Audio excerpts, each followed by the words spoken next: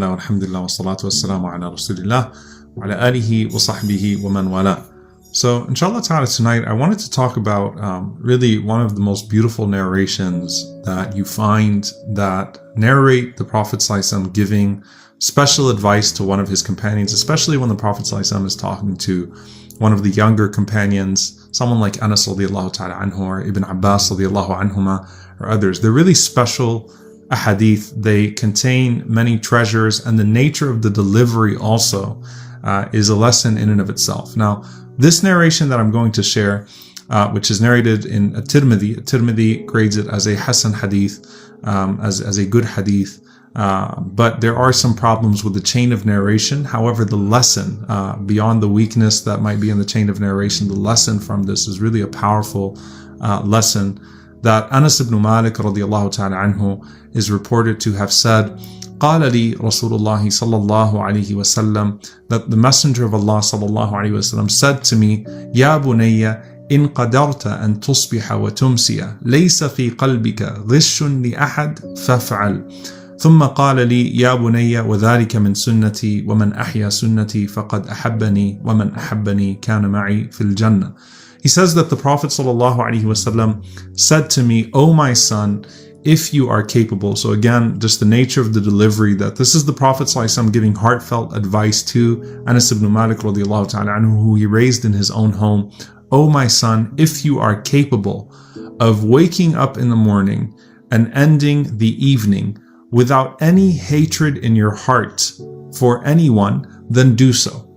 So he's telling Anas radiallahu ta'ala anhu, "Oh my dear son, look at how you wake up in the morning and look at how you sleep at night. If you can do so, removing all grudges from your heart when you wake up and when you sleep at night, then do so." And then he says to me, "Oh my son, and this is from my sunnah, this is from my way. And whoever revives my sunnah, then he has loved me, and whoever has loved me will be with me in paradise." May Allah subhanahu wa ta'ala make us the companions of the Prophet, peace be upon him, in paradise. Allahumma ameen. So let's talk about this inshallah ta'ala. It's such a beautiful narration that we have to break it down from start to finish inshallah ta'ala. Number one, the Prophet sallallahu alaihi wasallam speaking to him, giving him heartfelt advice. He loves him, he cares about him, and this is advice that has a certain level of seriousness to it. That this is life advice for your spirituality to excel in this life and in the hereafter, bidnillahi ta'ala. But the second part of this, when you wake up in the morning and when you sleep at night. Now, subhanAllah, there are numerous narrations and stories about sleeping at night and making sure that you purify your heart when you sleep at night. But, this one actually mentions how you wake up as well. And if you realize in our deen, there is an emphasis always on the beginnings and on the endings, right? That you start your day right and you end your day right. There is Adhkar al-Sabah and Adhkar al-Masa, the morning remembrances and the evening remembrances. There is what you say when you sleep, and then what you say when you wake up. You go to sleep saying to Allah subhanahu wa ta'ala, Bismika Allahumma amutu wa ahya. That in your name, O Allah, I live and I die. And then you wake up in the morning, Alhamdulillah alladhi ahyana ba'dama amatana wa ilayhi nushur, that all praises be to the one who gave us life after death, and to him is the ultimate return. So you have the beginning, you have the end, you have the morning remembrance, you have the evening remembrance, you have what should come to your heart and to your tongue as soon as you open your eyes, and what should come to your heart and your tongue as soon as you close your eyes. So you wake up and you start the day right. You start your morning right by setting your priorities properly, by focusing your heart on Allah subhanahu wa ta'ala and removing anything that's going to be a distraction from having that focus on Allah subhanahu wa ta'ala. And then at night, you make it a point to actively remove grudges from your heart. The best way this can be achieved is to actually make dua for the person, to pray for the person, and to ask Allah subhanahu wa ta'ala for forgiveness for them and goodness for them. So every morning and every night you actively purify your heart of those grudges. And then this part here, "O my son, this is from my sunnah." When you think about the sunnah of the Prophet sallallahu alaihi wasallam, and all of the sunnah is blessed and all of the sunnah is relevant, none of it is to be discarded, not that which is major nor that which is minor. It is all the sunnah of the Prophet sallallahu alaihi wasallam. When you think about the sunnah of the Prophet sallallahu alaihi wasallam, think about this being a part of his sunnah, removing grudges. And imagine what it was like for the Prophet ﷺ to consistently, over a course of 23 years, welcome people into his community that had done horrible things to him, right? Until the day of his death, ﷺ, the Prophet ﷺ was welcoming people into his ummah that had killed family members, that had run him out of Mecca, that had put him through all sorts of things, that had harmed him in so many different ways.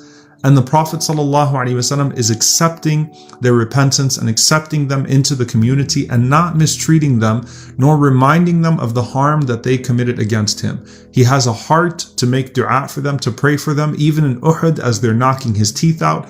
And he has a heart to not remind them. You know, when you think about Yusuf alayhi salam, and we talk about how the Qur'an was revealed to the Prophet ﷺ in stages, and the stories of the previous prophets, those long surahs, those long stories of the previous prophets were specifically revealed to the Prophet ﷺ to grant firmness and tranquility to his heart in the midst of his hardest moments, like Surah Yusuf.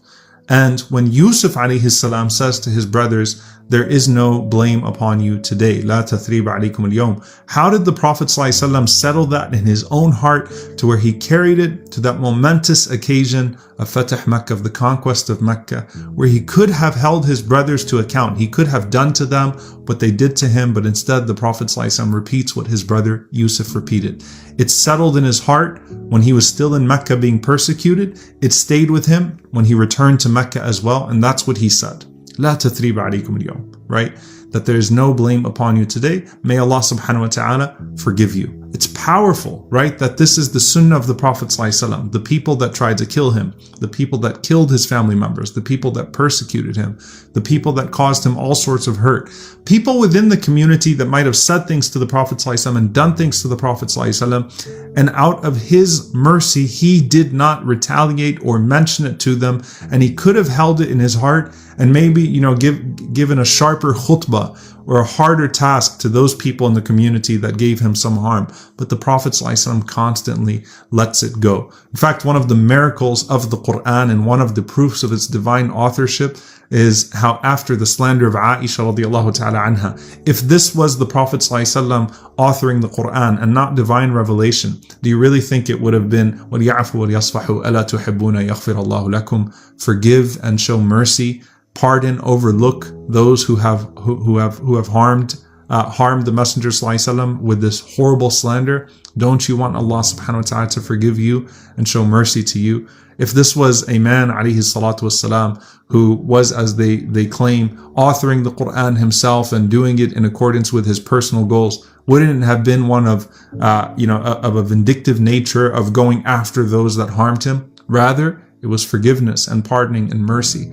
So you think of the Prophet ﷺ, and this is his sunnah, right? This is certainly his sunnah of how he dealt with the people that harmed him in his own community before they came into the community, and even those within the community afterwards, maybe unknowingly often in what they might have said or done to the Prophet ﷺ. But he makes it a point, alayhi salatu wasalam, to remove anything from his heart against them. He does not want to meet them, alayhi salatu wasalam, with hard feelings. He doesn't even want members of his community to tell him things about other members of the community in a way that he might have hard feelings towards them, alayhi salatu wasalam. He wants to have a heart that is always salim, that is always at peace with everyone that's around him. And he's making it a point to tell Anas radiallahu ta'ala anhu, this is my sunnah. This is how I am. I am not telling you to do something I don't do, and no one has been harmed more than the Prophet ﷺ, called names, slandered, persecuted than him, yet still he finds it in his heart ﷺ to always forgive people, to have the capacity to forgive them, even to the moments of their death. The Prophet ﷺ had a heart that would have been willing to accept Abu Jahl had Abu Jahl repented and turned back to Allah and sought forgiveness for everything he put the Prophet ﷺ through. The Prophet ﷺ had the heart to not only forgive Ikramah ibn Abi Jahl, the son of the Pharaoh of this ummah, for what he had done himself and what his father had done, but he had the heart to even tell the Muslims to be sensitive to Ikramah by not mentioning his father in ways that are humiliating around him, not calling him Abu Jahl and calling him by name in front of Ikramah radiallahu ta'ala anhu in a way that would hurt his feelings. That was the heart of the Prophet ﷺ. That was not easy. That is part of the ingredient of his qiyam, of his praying at night, and all of the things that we read about him, alayhi salatu wasalam, standing in gratitude, weeping at night, prostrating at night, reciting the Qur'an at night, in that solitude with his Lord subhanahu wa ta'ala. So that's the sunnah of the Prophet sallallahu alaihi wasallam, not just something he tells us to do, something he had to do harder than anyone else. And then the Prophet sallallahu alaihi wasallam says to him, "O my son, that is my sunnah, and whoever revives my sunnah, فَقَدْ أَحَبَّنِي قُلْ إِن كُنْتُمْ تُحِبُّونَ اللَّهَ فَاتَّبِعُونِي يُحْبِبْكُمُ اللَّهُ وَيَغْفِرْ لَكُمْ ذُنُوبَكُمْ." As Allah says in Surah Ali Imran, say, if you truly love the Prophet sallallahu alaihi wasallam, then follow the Prophet sallallahu alaihi wasallam, and Allah will love you back. And Allah subhanahu wa ta'ala is all forgiving and all merciful. So the love of the Prophet ﷺ is connected to the following of the Prophet ﷺ sunnah. May Allah allow us to adhere to his sunnah in every way. Allahumma ameen. And then he says, and whoever loves me shall be with me in paradise. What a great incentive, subhanallah, that the closest to the Prophet ﷺ in Jannah are those who prostrate the most. And prostration is the hallmark of the Prophet ﷺ's worship, those that stay in a place of sujood. The closest to the Prophet ﷺ on the Day of Judgment are those that had the best character. And the Prophet ﷺ, إِنَّمَا بُعِثْتُ لِأُتَمِّمَ مَكَارِمِ الْأَخْلَاقِ وَإِنَّكَ لَعَلَى خُلُقٍ عَظِيمٍ. He was only sent to perfect our good character. And so we become more like him when we perfect our character. And the closest to the Prophet ﷺ on the Day of Judgment are those that adhere to his sunnah. May Allah subhanahu wa ta'ala allow us to adhere to his sunnah in the most holistic way. And the closest to the Prophet ﷺ on the Day of Judgment are those who send salawat on him most frequently. Allahumma salli wa sallam wa barik ala abdika wa rasulika Muhammadin sallallahu alayhi wa sallam. May Allah send his peace and blessings upon him, his family, his companions, and allow us to be joined with him in the highest level of Jannah al-Firdaus. Allahumma ameen. Jazakum Allahu khairan. Wassalamu alaikum wa rahmatullahi wa barakatuh.